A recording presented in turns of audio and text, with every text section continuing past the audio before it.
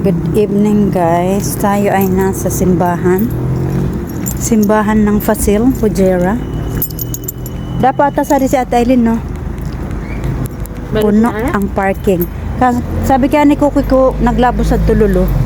Mga after Christmas, baka New Year daw sadi. O baka sadi na. So, may ano doon. May pa-star na malaki. Magsulo na ba kita or later? Later on? Later on na lang siguro. O diba, sabi ko sa'yo, it's apila time. Mag-picture na ako namin.